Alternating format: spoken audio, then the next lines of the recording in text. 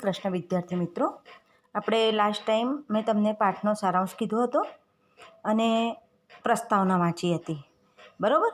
હવે આજે આપણે પાઠની શરૂઆત કરીશું. દરેક વિદ્યાર્થી મિત્રોનું ધ્યાન વાંચનની અંદર ચોપડી લઈને બેઠા હોય તો આજે હું પાઠ વાંચું છું. લખોટાની રમત બરાબર ચકી હતી. અનુરુદ્ધ, ભદ્રિક, કિંબલ, આનંદ, ભૃગુ ને દેવદત્ત એ કપિલ વસ્તુના 6 શાક્ય રાજકુમારો બાળ સહજ રસથી બીજું બધું ભાન ભૂલીને રમતમાં લયલીન થયા હતા. જબરી રસાકસી હતી. એમ તો તેઓ લખોટી જ્યારે રમતા ત્યારે તેમને મજા જ પડતી, પણ આજનો રંગ ઓર હતો, કેમ કે આજે તો કુમારો હોડ લગાવીને રમતા હતા. હોડ લગાવી એટલે સ્પર્ધામાં ઉતરવું. હારે તેણે સૌ ખાજા ખવડાવવાની શરત હતી. પછી તો રસ પૂછવું જ શું. રમનારા પોતાની શક્તિને યુક્તિથી પૂરો કસ કાઢતા હતા.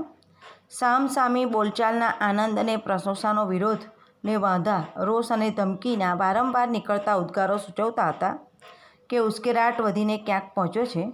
પણ રસાકસી થોડીક જ વાર ટકી. પછી તો એક પછી એક રમનારાઓ છૂટતો ગયો.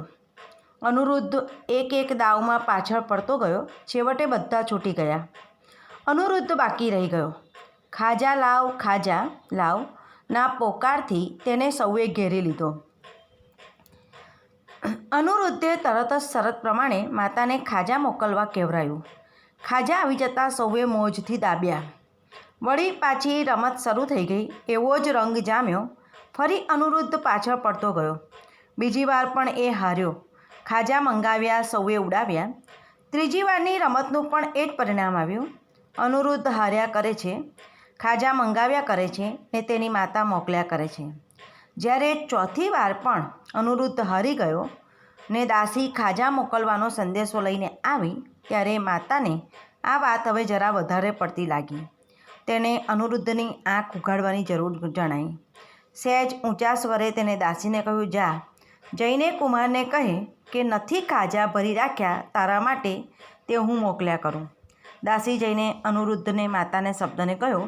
પણ અનુરુદ્ધ એવી સમૃદ્ધિનો છોડ અને લાડમાં ઉછરેલો કે તેની કોઈ પણ માંગ માટે અત્યાર સુધીમાં તેને કદી ના કહેવામાં નહોતી આવી. તેમણે માતા તરફથી નથી શબ્દ આ પહેલી જ વાર સાંભળ્યો. એટલે ગોઠિયાઓ સાથે વાતચીત અને રમતના તાનમાં તો તે સમજ્યો જ કે માતાએ નથી ખાજા નામના કોઈ નવી જાતના ખાજા બનાવી રાખ્યા છે ને તે મોકલાવું કે નહીં તે પૂછે છે. એટલે તેણે કહ્યું, જાને દોડતી જઈને કહે, નથી ખાજા હોય તો નથી ખાજા મોકલ, અમારે તો કોઈ પણ ખાજા જોઈએ. ને તેની માતાએ તે દિવસે અનુરુદ્ધને નથી એટલે શું એટલું સમજાવતા તે ગળે આવી ગઈ. ગળે આવવું એટલે બહુ જ મહેનત કરવી, બહુ જ મહાપરાણે સમજાવવું.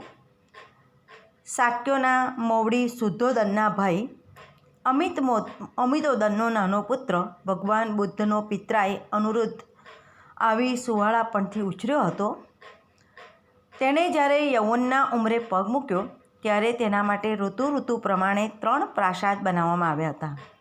શિયાળો ગાળવા માટે હેમાંતિક પ્રાસાદ, ઉનાળા માટે ગ્રીષ્મિક અને વર્ષા ઋતુ માટે વાર્ષિક.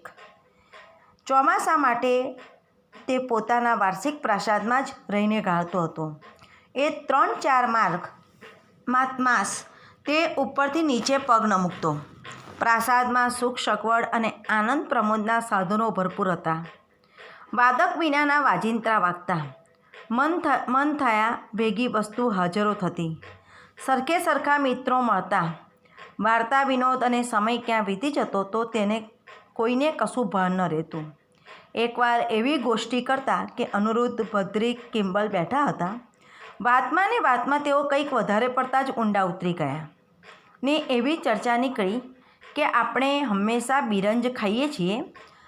બિરંજ એટલે ગળ્યો ભાત. આપણે હંમેશા બિરંજ ખાઈએ છીએ. તે ક્યાંથી ઉત્પન્ન થતો હશે? પ્રશ્ન ઘણો જ ગંભીર હતો. ભલભલાની બુદ્ધિ કસે તેવો હતો. કિંબલે એક દિવસ અકસ્માત ચોખાના કોઠારમાંથી લઈ જવાતા તો બીજી બાજુ કોઈ વાર તેમને ચૂલા ઉપર રાંધતા અને ત્રીજી વાર રસોડામાં યોગ્ય રીતે સંસ્કારીને પછી ભોજનના પાત્રમાં પીરસતા જોઈ ગયેલા. એટલે તેમણે આ વિષયની એક જાણકારી ખુમારીથી કહ્યું, આવા વિષયના જ્ઞાનની બાબતમાં તમે લોકો હજી બાળક ગણાવો છો. મેં બરાબર તપાસ કરી છે. મારો અનુભવ કહે છે કે બિરંજ મૂળ તો કોઠારમાં ઉત્પન્ન થાય છે, ત્યાંથી આપણા ભાણામાં આવે છે. ધન્ય છે રાજપુત્ર, ભદ્રિક બોલી ઉઠ્યો. તમારું જ્ઞાન પ્રદર્શિત કરવા માટે તમને ધન્ય ઘટે છે. બાકી જે બાબતમાં આપણે જાતે જોયું ન હોય તેમાં અટકળના તુક્કા ન લગાવીએ, સમજો. મેં મારી સગી આંખે જોયેલું છે કે બિરંજ કઢાઈમાંથી જ ઉત્પન્ન થાય છે. ભદ્રિક કોઈક પ્રસંગે તેની આટલી વયમાં પહેલીવાર જ ભૂલે ચૂકે રસોડામાં ડોક્યું કર્યું ને ત્યાં તે બિરંજ રંધાઈને પીરસવાના પાત્રમાં રખાતો જોઈ ગયેલો.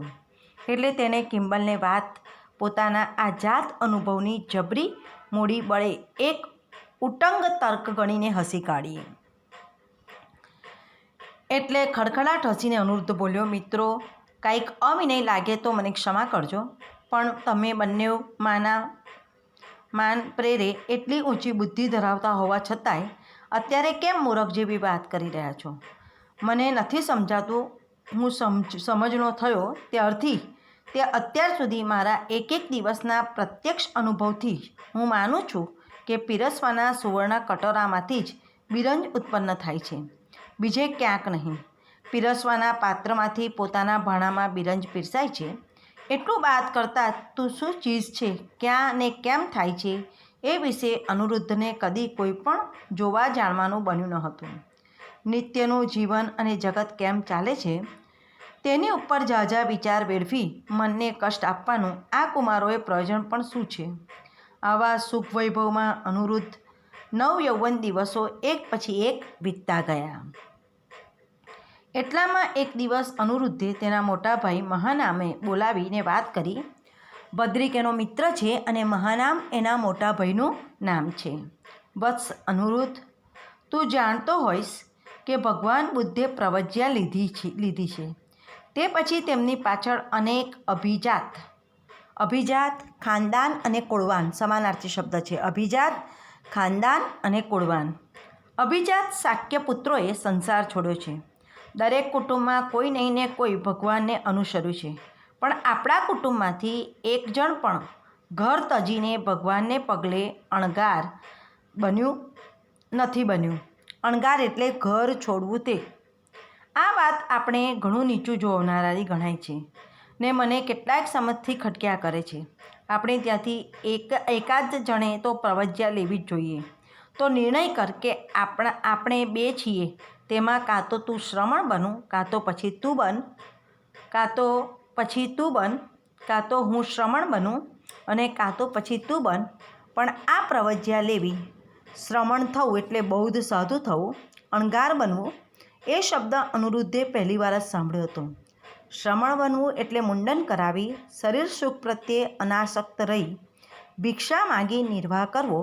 એમ જ્યારે તેને સમજાવ્યું ત્યારે તે વિચારમાં પડી ગયો અને શ્રમણ બનવાનું તેનું ગજું ખરું એવું વિચારવા લાગ્યો. બરાબર. આજે આ લેક્ચરમાં આટલું જ રાખીએ. ઘણું બધું ચાલી ગયું છે એટલે ધીમે ધીમે ચલાવીશું. બરાબર. જય શ્રી કૃષ્ણ.